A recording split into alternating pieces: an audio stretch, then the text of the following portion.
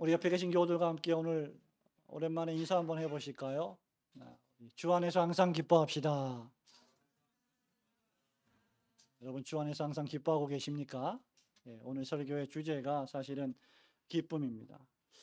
시편 16편 말씀은 대표적인 신뢰 시입니다. 믿음에 관한 시입니다. 다윗은 시편 16편을 기도로 시작하고 마지막 절에서 기쁨의 찬양으로 마감하고 있습니다. 여러분, 기쁨이란 인간이 누릴 수 있는 가장 기본적인 그리고 본질적인 감정의 상태입니다. 기쁨이란 무엇인가가 충족되었을 때 흡족하고 흐뭇한 마음이나 즐거운 느낌과 감정의 상태입니다. 여러분 지금 즐겁고 기쁘십니까? 만일 아니라면 뭔가 흡족하고 흐뭇한 마음이 충족되지 않았을 것이기 때문입니다. 반대로 슬픔이란 무엇인가 기대한 것이 깨지고 무너졌을 때 느끼는 고통스러운 느낌과 감정의 상태라고 할 수 있을 겁니다. 그 대표적인 이유 가운데 하나가 바로 믿음이요 신뢰입니다. 믿음이 깨지고 신뢰가 깨지면 사람은 상처를 입고 슬퍼하게 됩니다. 반대로 믿음이 신뢰가 충족되고 회복되면 그 사람은 다시 치유되고 기뻐하며 즐거워할 수 있습니다. 우리의 삶 속에서 항상 경험하고 있는 일이기도 합니다. 그렇게 이 시편에는 참된 기쁨을 위한 신뢰와 확신으로 가득합니다. 다윗은 이 시편을 압살롬과 사울의 추격을 피해서 다시 다윗의 왕권이 안정되고 이스라엘을 통치하며 여호와 하나님의 임재를 상징하는 법궤를 예루살렘으로 옮겨온 후에 노래한 것으로 보입니다. 그렇게 시인 다윗은 1절부터 8절에 이르기까지 하나님이 모든 것을 다시 회복시켜 주셨습니다. 그리고 풍성하게 채워주셨습니다. 라며 하나님을 신뢰하고 노래하고 있는 것입니다. 그리고 9절과 11절에서는 그러한 하나님과 동행하는 다윗의 기쁨과 환희와 즐거움을 노래하고 있습니다. 이 시편의 표제는 여러분 16편 제일 위에 보면 제목이 다윗의 mik담이라고 했습니다. mik담이란 히브리어는 동사인데 영어로 inscribe, 새겨 넣다, 돌에 글씨를 파서 새겨 넣듯이 새겨 넣다는 의미입니다. 다윗은 자신의 과거와 현재와 미래의 기쁨을 자신의 마음에 새겨 넣듯이 이 시편을 작성했습니다. 여러분, 욥기 19장 23절부터 25절에서 이렇게 고백한 바 있습니다. 나의 말이 기록되었으면, 책에 씌어졌으면, 철필과 납으로 영원히 돌에 새겨졌으면 좋겠노라. 내가 알기에는 나의 대속자가 살아계시니 마침내 그가 땅 위에 서실 것이라 라고 노래했습니다. 욥은 그의 대속자이신 그리스도를 바라보고 믿음으로 마음에 새겨 넣고 신뢰했습니다. 고난 가운데서 욥의 고백처럼 다윗 역시 지금 수많은 고통과 슬픔과 괴로움과 고난의 순간 속에서도 현재와 미래의 기쁨과 환희를 마음속에 새겨 넣듯이 이 시편을 노래하고 있습니다. 성도 여러분, 여러분들 모두도 기뻐하기를 원하고 계시지 않습니까? 여러분 기뻐하고 즐거워하기를 원하시죠? 아무도 그 누구도 슬퍼하거나 괴로워하기를 원하는 사람은 없습니다. 그러나 그리스도 안에서 사죄의 은총과 영생의 소유를 믿음으로 알지 못하면 그리스도인에게 참된 기쁨은 전혀 존재하지 않을 것입니다. 그러므로 우리는 오늘 이 아침에 이 시편 14편 말씀을 통해서 다윗이 노래한 현재와 미래의 기쁨의 정체가 무엇인지를 살펴보려 합니다. 첫 번째로 다윗의 기쁨은 성도의 피난처가 되시는 오직 주 여호와 하나님께서만 주실 수 있는 참된 기쁨입니다. 이 기쁨은 세상이 주지 못하는, 세상이 줄 수 없는 오직 하나님만 주실 수 있는 신적인 기쁨이라는 말입니다. 우리 1절과 2절 말씀 우리 한 목소리로 같이 읽어 보겠습니다. 시작. 하나님이여 나를 지켜주소서. 내가 주께 피하나이다. 내가 여호와께 아뢰되 주는 나의 주님이시오니 주밖에는 나의 복이 없다 하였나이다. 아멘. 다윗은 하나님의 이름을 부르며 자신을 지켜달라는 기도로 1절을 시작합니다. 2절에서도 주는 나의 주님이십니다라고 고백합니다. 그리고 더 나아가 주 여호와 하나님밖에는 나에게 복이 없습니다. 하나님만이 나의 복이십니다라고 노래하고 있습니다. 여러분, 이 말씀은 오직 이 세상에서, 이 우주와 만물 가운데서 여호와 하나님께서만 다윗 자신을 참되고 안전하게 지키실 수 있다는 확신과 믿음을 전제하는 기도입니다. 그렇게 다윗은 자신이 주님께로 피한다고 했습니다. 어려운 일을 만날 때 하나님께로 피한다라고 했습니다. 여기 피한다는 원어는 문자적으로 여호와 하나님만이 나의 피난처이십니다. 하나님을 나의 피난처로 삼습니다 라는 것을 뜻합니다. 여러분, 어려운 일 당할 때 여러분 누구에게 도움을 요청하십니까? 그 도움을 요청하는 그 사람이 여러분이 의지하고 여러분이 피할 피난처가 될 것입니다. 시편 7편 1절은 이렇게 노래합니다. 여호와 내 하나님이여 내가 주께 피하오니 나를 쫓아오는 모든 자들에게서 나를 구원하소서. 11편 1절에서도 이렇게 노래했습니다. 내가 여호와께 피하였거늘 너희가 내 영혼에게 새같이 내 산으로 도망하라 함은 어찌함인가. 성도에게 여호와 하나님은 안전히 거함으로 보호받을 수 있는 피난처가 되십니다. 왜 그렇습니까? 여호와 하나님은 다윗의 주님이시기 때문입니다. 하나님이 다윗을 지으셨고 하나님이 다윗을 인도하시고 하나님이 다윗을 보호하시고 하나님이 하나님의 나라에 입성하게 할 때까지 다윗을 인도하실 것이기 때문입니다. 여기 2절에 나의 주님이란 표현은 그래서 하나님의 택한 백성, 이스라엘의 하나님, 언약의 하나님, 구원의 하나님을 통칭하는 표현입니다. 여러분이 나의 하나님, 나의 주님이라고 하나님의 이름을 부를 때 그 하나님은 약속하신 하나님, 나를 구원하시는 하나님, 나를 지키시는 하나님이라는 고백의 표현이 되는 것입니다.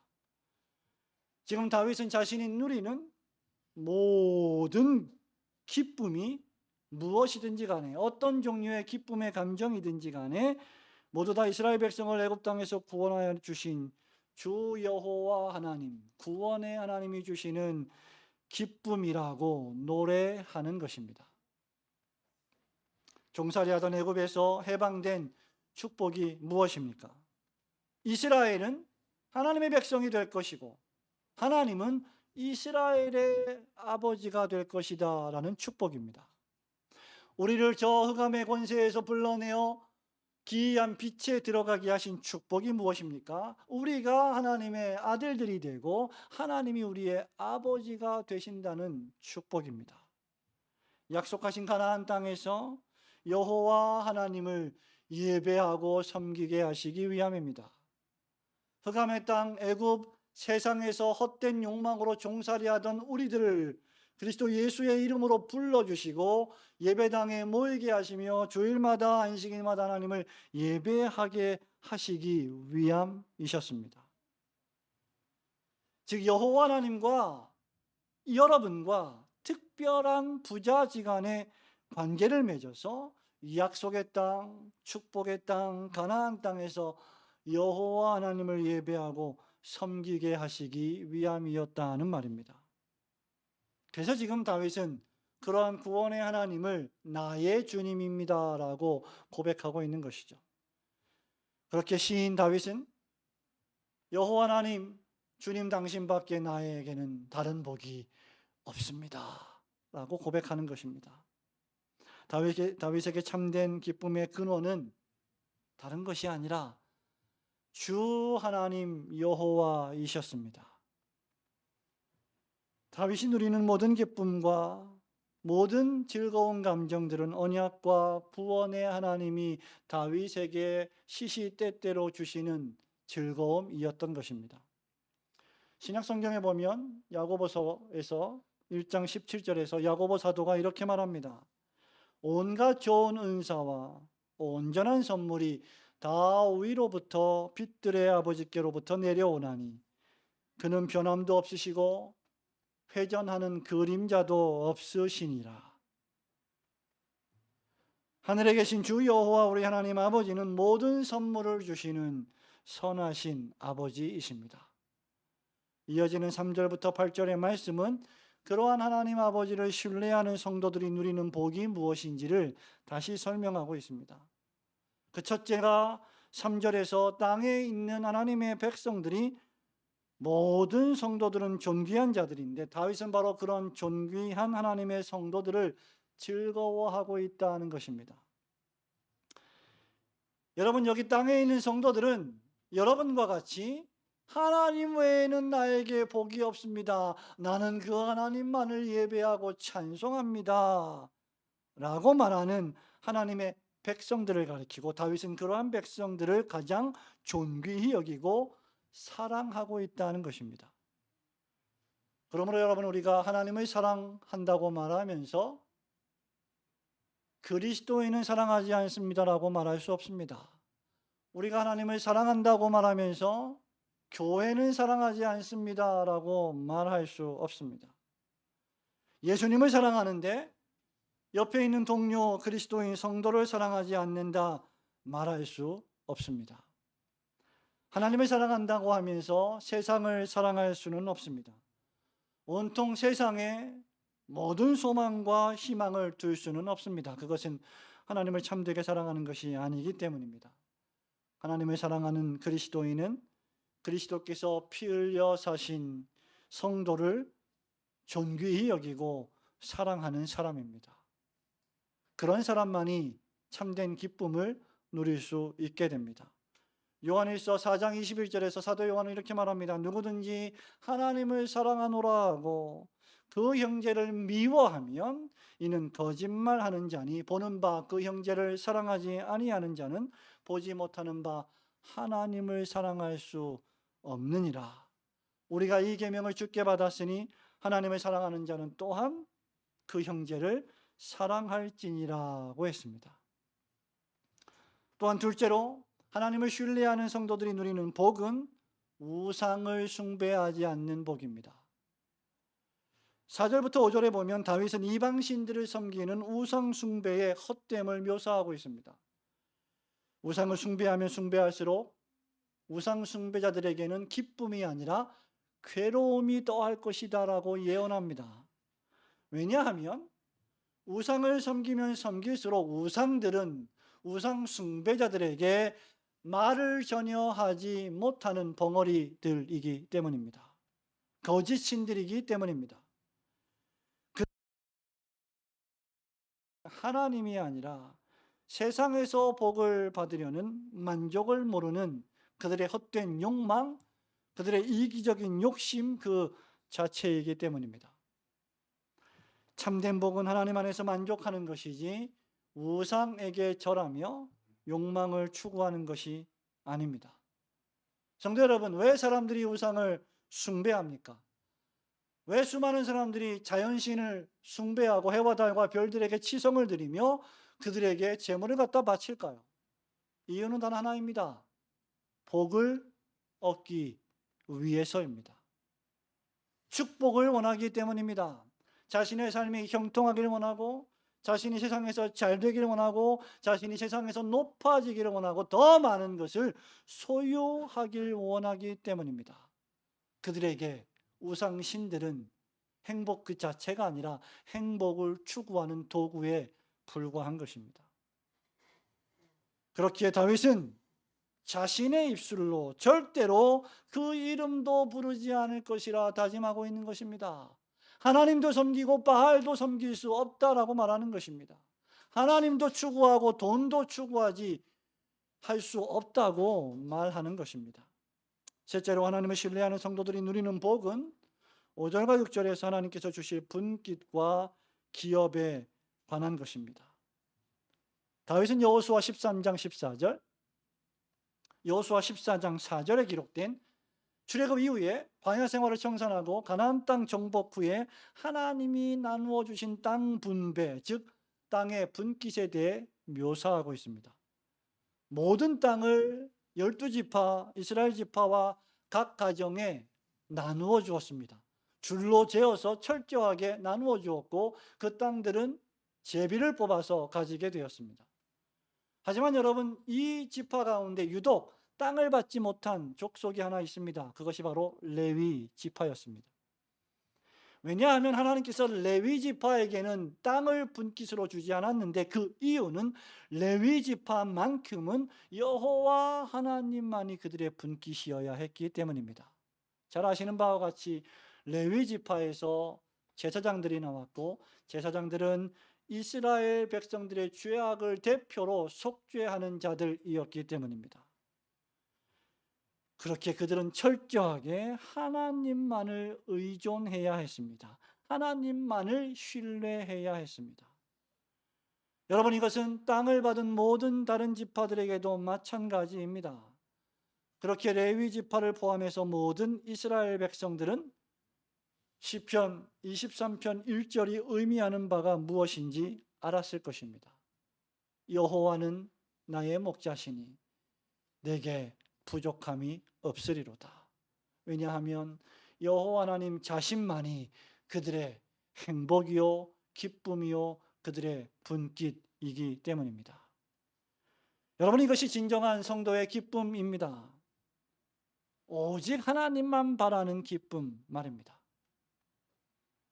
마지막 넷째로 하나님을 신뢰하는 성도들이 누리는 복은 7절과 8절에 따르면 여호와 하나님께서 그들을 가르치심으로 그들이 흔들림 없는 확신 가운데 여호와 하나님을 모시고 매일매일 살아간다는 것입니다.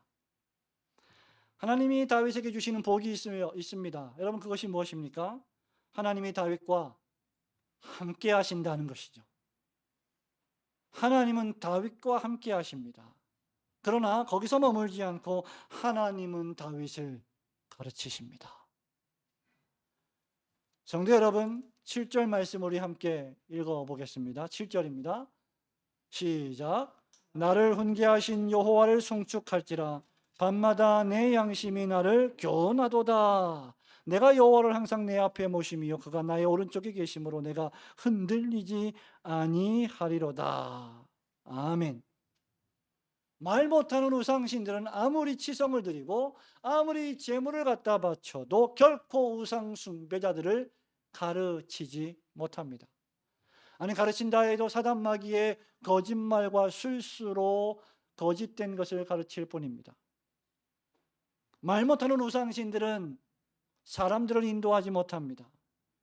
그러나 전능하신 여호와 하나님의 특징은 말씀하시는 하나님이요 인도하시는 하나님이시며 다윗과 주의 백성들을 말씀으로 보호하시는 하나님이십니다.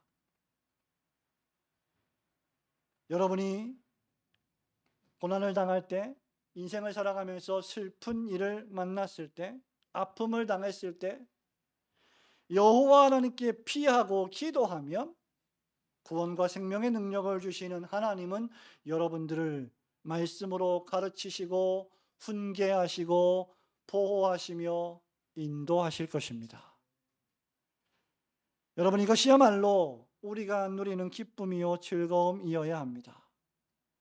하나님은 길이요 진리요 생명이신 예수 그리스도를 보내셔서 우리를 참으로 가르치셨습니다. 주님을 믿는 이런 성도는 믿음으로 여호와 하나님을 항상 앞에 모시기 때문에 결코 흔들리지 않을 것입니다. 이것이 여러분의 행복입니다. 성도 여러분, 사건과 사고가 터집니다. 여러분이 실수로, 여러분이 연약하여 죄를 저지릅니다. 유혹에 빠집니다. 고통을 당합니다. 실패합니다. 질병이 임합니다. 생각지도 못한 사고가 터집니다. 심지어 죽음이 와서 여러분의 인생 자체가 잠시 흔들린다 해도 안심하십시오. 여러분이 하나님의 자녀라면 여러분은 영원토록 흔들리지는 않을 것이기 때문입니다. 바로 여호와 하나님을 항상 자기 앞에 모신 그리스도인이기 때문입니다. 하나님께서 우편에서 여러분들을 지켜 보호하시기 때문입니다. 그러므로 성도의 참된 행복은 무엇입니까?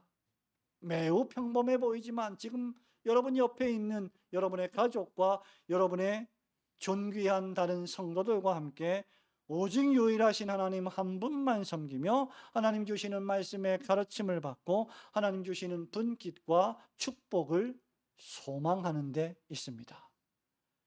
이것이 성도의 현재와 미래의 축복입니다. 여러분 옆에 계신 우리 교우들과 함께 오랜만에 우리 인사했는데 한 번 더 이렇게 인사해 볼까요? 당신은 존귀한 성도입니다.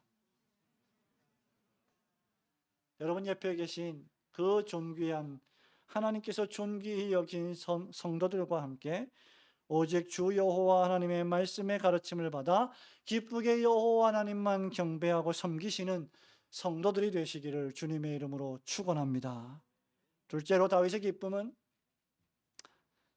다윗의 현재와 미래의 기쁨은 주 예수 그리스도께서 주시는 죽지 않고 살게 하시는 생명의 충만하고 영원한 기쁨입니다. 하나님께서 우리에게 기쁨을 주시는데 그 기쁨의 정체가 무엇이냐? 우리가 죽지 않고 영원히 사는 영생의 소망을 주신다는 것입니다. 우리 9절, 10절, 11절 말씀 우리 함께 읽어볼까요? 시작. 이러므로 나의 마음이 기쁘고 나의 영도 즐거워하며 내 육체는 안전히 살리니 이는 주께서 내 영혼을 수월에 버리지 아니하시며 주의 거룩한 자를 멸망시키지 않으실 것임이니이다. 주께서 생명의 길을 내게 보이시리니 주의 앞에는 충만한 기쁨이 있고 주의 오른쪽에는 영원한 즐거움이 있나이다. 아멘. 이제 다윗은 하나님을 신뢰하여 하나님께 피한 결과 하나님이 주시는 기쁨을 더욱 구체적이고 상세하게 묘사합니다. 9절을 이러므로라고 시작합니다. 제가 앞서 하나님을 신뢰한 결과 주님밖에는 나에게 참된 복이 없습니다 라고 고백하고 우상을 숭배하지 않으며 주의 백성들과 함께 성전에서 날마다 마음을 같이하여 모여 하나님을 찬양하고 사도의 가르침을 받아 지도를 받은 결과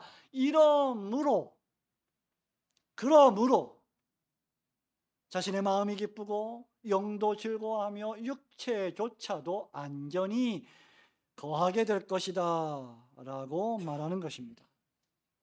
여기 여러분 마음과 영과 육체는 사람의 전 존재를 가리킵니다. 여러분은 마음이 있습니다. 여러분은 영혼이 있습니다. 여러분은 육체, 신체가 있습니다. 마음과 영과 육체는 사람의 전 인격을 의미합니다. 여러분의 마음과 영과 육체가 긴밀하게 서로 연결되어 있어서 마음이 아프면 육체가 영향을 받고 육체가 아프면 마음과 정신이 고통을 당합니다. 그런데 지금 다윗은 마음과 영혼과 육체가 기쁘다, 즐겁다, 나의 전 인격이 기쁘고 즐거우며 안전합니다 라고 노래하는 것입니다. 4절에 보면 다른 신에게 예물을 드리는 자는 뭐가 더한다고 했어요? 뭐가 더한다고 했습니까? 괴로움이 더하게, 즉 기쁘지 않다 이 말입니다. 고통스럽다는 겁니다. 우상 숭배자들은 고통스럽고 괴로움을 더하게 될 것입니다. 그러나 하나님을 모시며 흔들리지 않는 성도는 기쁘며 또 기쁘고 즐거울 것입니다. 이유는 하나님이 도우시고 하나님이 보호하시기 때문입니다. 그렇게 다윗은 자신의 전 존재로 기뻐하는 것입니다. 10절에 보면 하나님께서 다윗을 수월에 버리지 않으시고 멸망시키지 않으실 것이라 확신하기 때문이죠. 수월이란 무엇을 의미합니까? 죽음과 멸망을 의미합니다. 파괴를 의미합니다. 지옥을 의미합니다. 무덤을 상징합니다. 피폐하게 되는 것이죠. 완전히 절망하는 것이죠. 다윗의 경우 하나님께서 다윗을 죽이려는 사울에게 다윗을 결코 넘기지 않으실 것임을 뜻합니다. 내가 너를 스올에게 넘기지 않을 것이다, 이 말씀입니다. 말하자면 다윗은 죽지 않고 살 것이다 라는 말입니다. 어떤 어려운 일이 있어도 다윗은 하나님을 믿기 때문에 죽지 않고 살 것이다 라는 말입니다. 여러분이 고통을 당할 때, 어려운 사건과 사고를 당할 때 여러분이 절망하고 죽고자 하는 이유는 무엇입니까? 그 사건과 상황이 하나님보다 훨씬 크게 여겨지기 때문입니다. 그것이 사단과 마귀가 우리에게 주는 유혹입니다. 그러나 우리가 눈을 들어 크신 하나님을 보고 믿으면 그것을 능히 이기고 극복할 수 있게 됩니다. 다윗은 죽지 않고 살 것입니다. 이런 확신은 하나님께서 다윗에게 왕권을 회복시켜 주실 것이다라는 약속의 말씀에 근거하는 것입니다. 내가 너를 애굽에서 나오게 하겠다. 내가 너를 약속의 땅 가나안에 드리겠다. 내가 너의 후손을 하늘의 별과 같이 바다에 모래알 같이 많게 하시겠다. 모세 언약과 아브라함 언약을 통하여 하나님은 택한 백성들에게 복을 약속하셨습니다. 그렇기에 그 약속을 믿고 하나님께 피하는 자는 결코 죽지 않고 살 것입니다. 더 나아가 하나님은 다윗에게 생명의 길을 보이실 것이라고 확신합니다. 여러분, 이것은 앞선 10절의 수월과 완전히 반대되는 단어가 아닙니까? 주께서 내 영혼을 수월에 버리지 아니하실 것입니다. 11절에 주께서 생명의 길을 내게 보이실 것입니다.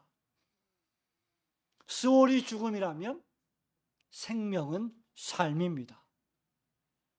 죽음이나 멸망이나 부패와 대조되는 단어로서 생명은 삶이요, 소생이요, 부활이요, 활력입니다. 수월에 던지지 않으신다는 것은 내가 단순히 네 생명을 보존하겠다는 차원이 아니라 더 넘어서서 생명의 길로 인도하겠다는 더욱 긍정적인 말씀입니다. 11절의 주의 앞에는, 이 말은 하나님의 임재하심을 뜻합니다. 주의 오른쪽이란 말은 하나님의 전능하심을 뜻합니다. 주의 앞에 있고 주의 오른쪽에 거하는 성도는 그래서 하나님의 축복으로 인해 충만한 기쁨과 영원한 즐거움을 누리게 될 것입니다. 7절에 따르면 다윗은 이 생명의 길을 주님이 가르쳐 주셔서 배웠다라고 했습니다. 밤마다 내 양심에 교훈하신다, 가르쳐 주신다라고 했습니다. 생명의 길로 인도함을 받는 성도가 누리는 기쁨과 즐거움은 무엇입니까? 충만한 것이고 영원한 것입니다. 물컵에 물을 아주 얕게 조금만 담은 것이 아니라 넘치도록 가득 담은 상태가 지금 말하는 충만한 기쁨의 상태입니다. 내 잔이 넘치나이다 라고 고백한 시인의 고백과 같은 축복입니다. 이것이야말로 하나님과 교제하는 성도가 누리는 가장 큰 즐거움이요 축복입니다. 하나님은 성도된 우리와 교제하기 원하십니다. 그리고 우리와의 교제를 통하여 하나님은 큰 기쁨을 누리십니다. 놀랍게도 하나님은 우리를 창조하시고 성부와 성자와 성령 하나님이 서로 교제하고 사랑하시듯 우리와 함께 교제를 나누기 원하십니다. 그 결과가 바로 성도된 우리 하나님으로부터 받아 누리는 충만한 기쁨과 영원한 즐거움입니다. 성도 여러분, 여러분은 그저 예배당에 오셔서 하나님, 내 죄가 그리스도 안에서 용서되었습니다, 감사합니다 라고 말하는 것으로 만족하십니까? 다른 것은 전혀 생각하지 않습니까? 아니면 진정 그리스도 안에서 자유하는 이 기쁨을 알고 계십니까? 하나님이 주시는 충만한 기쁨, 영원한 즐거움을 여러분은 지금 누리고 경험하고 계십니까? 하나님께서 우리와 교제하기를 원하셔서 우리가 믿음으로 하나님과 교제하고 있음을 여러분은 알고 계십니까?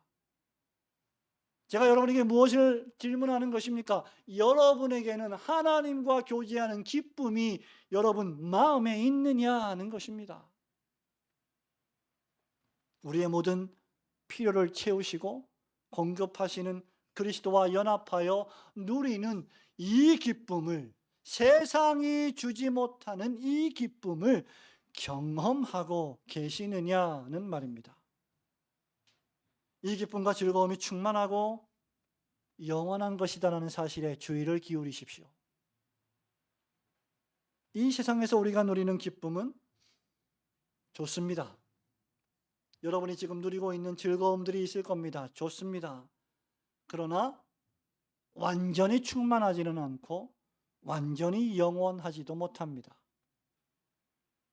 사람들은 기쁨을 누리고 즐거움을 누리기 위해서 세상에서 더 많이 소유하고 더 높은 곳에 올라가기를 원하며 뇌물을 주면서까지 승진하기를 원하고 돈을 벌고 명예를 얻기를 원합니다. 그래야 즐겁고 행복하다고 믿기 때문이죠. 그래야 즐겁고 행복할 것이라 생각하기 때문입니다. 그래야 그 기쁨이 점점 더 충만해지고 점점 더 영원할 것이라 믿고 있기 때문입니다. 그런데 여러분, 우리는 최선을 다해서 충만한 기쁨을 추구해 왔습니다. 영원한 즐거움을 얻으려 노력해 왔습니다. 분투해 왔습니다. 여러분 지금 행복하십니까? 즐겁습니까? 하나님 없는 여러분의 삶이 여러분의 인생에서 그리스도를 제외한다면 과연 여러분의 세상의 것을 가지고 완전히 영원히 충만히 즐겁습니까? 여러분이 그리스도인이라면 결코 그럴 수는 없을 것입니다. 성도가 생명의 길로 인도하시는 여호와 하나님 안에 있다면 그는 충만한 기쁨과 영원한 즐거움이 무엇인지 경험하게 될 것입니다. 다윗은 이미 오래전에 이 기쁨과 즐거움을 알았고 노래했고 하나님께서는 이 시편 16편 말씀을 하나님의 말씀으로 기록하게 하셨습니다. 이 시편의 주인공은 현재 다윗입니다. 하지만 여러분, 모든 성경의 주인은 예수 그리스도이십니다.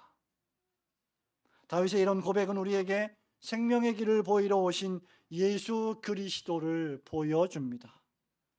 다윗 왕은 구세주 예수 그리스도를 예표하는 구약의 인물이기도 하지만 다윗의 마음, 다윗의 감정과 육체의 전 존재로 경험했던 오심을 예언하는 것과도 같습니다. 사도 베드로는 베드로전서 2장 26절부터 오늘 이 시편 16편 8절, 9절, 10절, 11절을 인용하면서 다윗과 메시아의 관계를 설명합니다. 26절은 이렇게 시작합니다. 다윗이 그를 가리켜 이르되 내가 항상 내 앞에 계신 주를 배웠으며 나로 요동하지 않게 하기 위하여 그가 내 우편에 계시도다.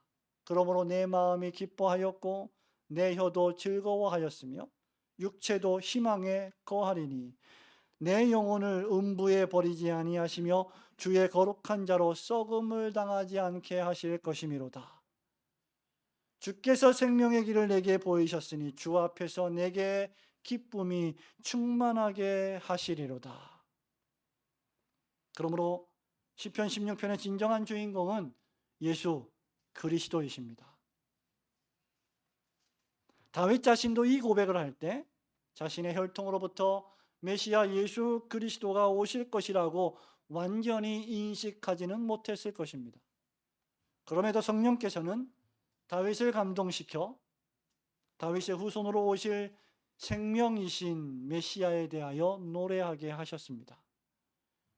예수님이 그 길이요, 그 진리요, 그 생명으로 오셨고 회개의 복음을 선포하셨고 천국 복음을 가르치셨습니다. 수많은 병자들을 고치시고 죽은 자를 살리셨습니다. 귀신을 쫓아내셨습니다.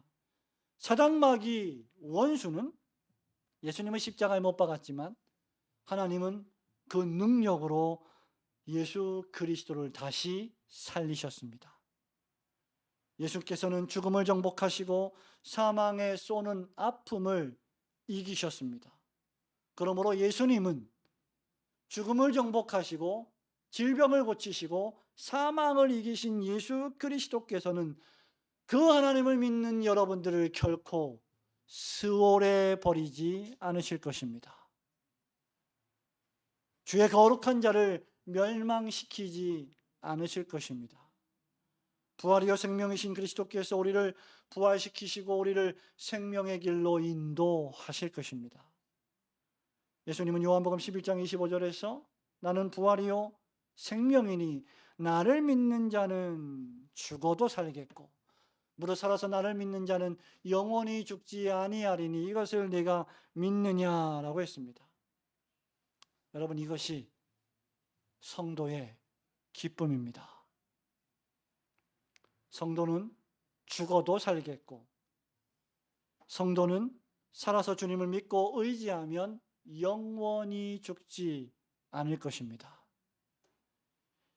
성도가 영원히 죽지 않고 살리라는 이 말씀이야말로 성도의 가장 충만한 기쁨이요 가장 영원한 즐거움이 되는 것입니다. 예수께서 우리 죄를 위하여 죽으셨고 우리의 의를 위하여 다시 부활하셨기 때문입니다. 오직 이런 예수 그리스도만이 여러분들에게 참된 기쁨과 충만한 기쁨과 영원한 즐거움을 주실 수 있으십니다. 나아가 새하늘과 새 땅에서 경험할 영원한 기쁨을 선물로 베푸실 것입니다. 우리는 그러한 기쁨을 매 주일마다 예배를 통하여 생명의 길을 교훈하여 주신 하나님의 말씀의 설교를 통하여 지금 이 세상에서 경험하고 있습니다. 말하자면 교회는, 말하자면 예배는 하나님께서 마지막 날에 완성하실 하나님의 나라인 천국의 모형이요 그 천국에서 하나님께 예배드릴 그 예배의 모형이 되는 것입니다. 여러분이 지금 드리는 이 예배가 하늘에서 참되게 안식하여 드리게 될 그 예배를 지금 미리 조금 경험하고 있는 것입니다. 우리의 예배는 완전하지는 않습니다. 우리가 느끼는 경험도 역시 완전하지는 않습니다. 그렇게 주님이 재림하실 그때에 우리는 비로소 얼굴과 얼굴을 맞대어 보듯이 더욱 확실하고 완전하게 이 기쁨을 누리게 될 것입니다. 이것이야말로 여러분의 현재와 미래를 살게 하는 기쁨입니다. 여러분의 현재를 살게 하고 여러분의 미래를 소망으로 걸어가게 하는 기쁨 말입니다. 여러분에게 생명의 길을 보이신 주 예수님을 믿고 의지하며 참된 기쁨과 영원한 기쁨을 누리며 살아가시는 성도들이 되시기를 주님의 이름으로 축원합니다. 성도 여러분, 말씀을 맺습니다. 세상 모든 사람들이요 사실 기쁨을 추구하지 않습니까? 기뻐하려고 즐거워하려고 행복하려고 돈을 벌지 않습니까? 학교를 다니지 않습니까? 더 좋은 학교, 더 좋은 직장을 추구하지 않습니까? 그렇게 사람들은 돈을 모으고 재산을 축적하며 권력을 추구하고 쾌락을 누립니다. 행복해지기 위해서 말이죠. 하지만 여러분, 이런 것들이 얼마나 허무한지, 얼마나 허망한지 기억하셔야 합니다. 누가복음 12장 16절에서 예수님은 소출이 풍성해서 그야말로 사업이 너무 잘 돼서 돈을 너무 많이 벌어서 계속 재산을 쌓아두는 어리석은 부자 이야기를 하신 적이 있습니다. 그리고 누가복음 12장 20절에서 이렇게 말씀하시죠. 이 어리석은 자야, 오늘 밤에 내 영혼을 도로 찾으리니 즉 내 목숨을 내가 취할 텐데 그러면 네가 준비한 모든 것이, 네가 쌓아놓은 그 많은 돈들이 과연 누구의 것이 되겠느냐라고 말씀하셨습니다.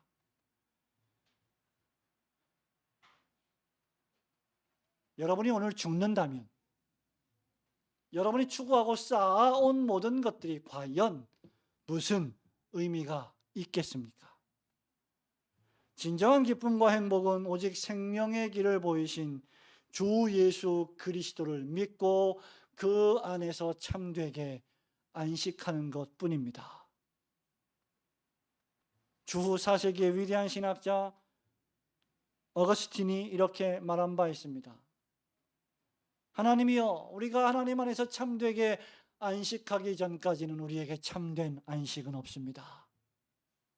우리가 하나님 안에서 쉬지 않는다면 우리는 참된 평화가 없다는 말입니다. 마찬가지로 이렇게 말할 수 있을 것입니다. 우리가 하나님 안에서 기뻐하기 전까지는 절대로 우리에겐 참된 기쁨이 없습니다. 오직 주 예수 그리스도께서만 여러분에게 참되고 충만한 기쁨과 영원한 즐거움을 주실 수 있으실 것이기 때문입니다. 그래야만, 여러분이 그런 성도들이 되어야만 비로소 데살로니가전서 5장 16절에서 바울이 그리스도 안에서 하나님의 뜻을 설명했던 항상 기뻐하라의 말씀이 무엇인지 알게 될 것이기 때문입니다. 세상의 헛되고 헛된 기쁨을 추구하며 인생을 낭비하지 마십시오. 충만한 기쁨과 영원한 즐거움을 주시는 주 예수 그리스도 안에서 참되게 만족하시고 먼저 하나님의 나라와 하나님의 의를 구하며 오늘도 힘차게 살아가시고 기뻐하고 즐거워하시는 성도들이 되시기를 주님의 거룩하신 이름으로 축원합니다.